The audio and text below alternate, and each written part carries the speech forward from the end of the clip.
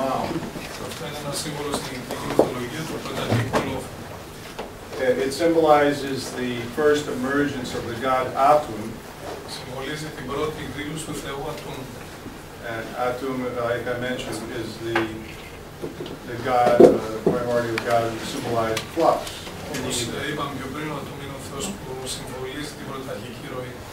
And the time of the emergence of the primeval mound indicated the beginning of time. It was the beginning when the ether began to become active. Ο χρόνος της εκδήλωσης αυτού του πρωταρχικού σημείου ή πρωταρχικού λόφου είναι το σημείο στο οποίο ο αιθέρας θα άρχισε να γίνεται ενεργός.